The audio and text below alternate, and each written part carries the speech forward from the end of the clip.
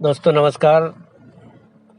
दोस्तों ध्यान में बाधाएं भाग 1 में मैंने आपको अहंकार के बारे में बताया कि अहंकार किस प्रकार हमारे ध्यान में बाधा उत्पन्न करता है, जिसके कारण हमारी प्रगति नहीं हो पाती है ध्यान में।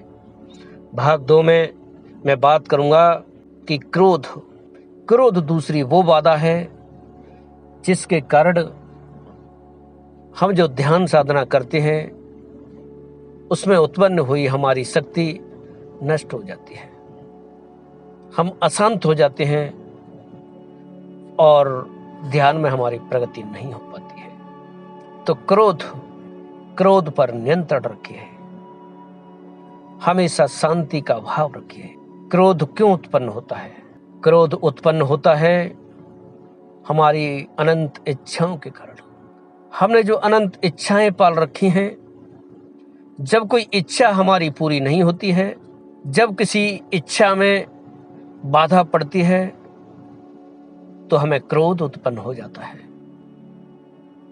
ध्यान रखिए, एक ध्यानी व्यक्ति के लिए, एक आध्यात्मिक व्यक्ति के लिए, एक साधु के लिए, एक तपस्वी के लिए क्रोध अग्नि का काम करता है।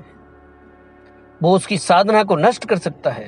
तो अपनी इच्छाओं पर लगाम लगाइए, कम से कम इच्छाएं रखिए और देखिए कि सारी इच्छाएं संसार में किसी की पूरी नहीं होती हैं। चाहे वो कितना भी बलवान हो, कितना भी धनवान हो, कितना भी ज्ञानवान हो, कितना भी शक्तिशाली हो, सारी इच्छाएं किसी की पूरी नहीं होती हैं। कंप्रोमाइज करना ही पड़ता है। इसलिए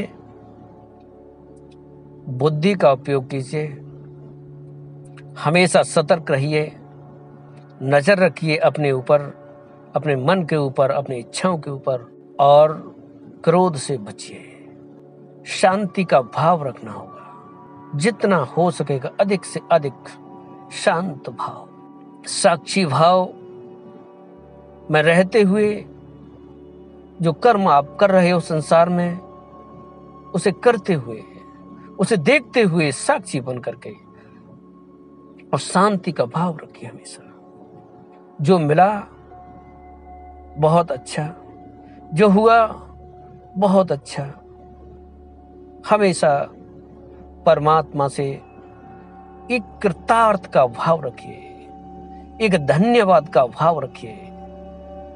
जो ईश्वर ने दिया उसके लिए दिल से उसका धन्यवाद कीजिए, उसका शुक्रिया कीजिए और हमेशा शांत रहने की कोशिश कीजिए। हमेशा ईश्वर से उन वस्तुओं के लिए धन्यवाद प्रकट कीजिए जो चीजें आज हमारे पास हैं।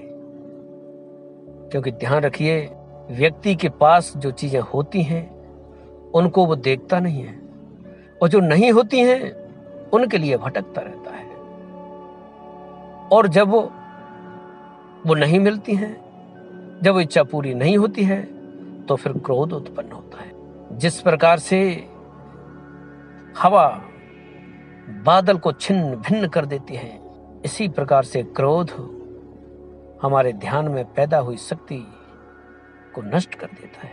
इसलिए क्रोध पर काबू रखिए, हमेशा शांति का भाव रखिए।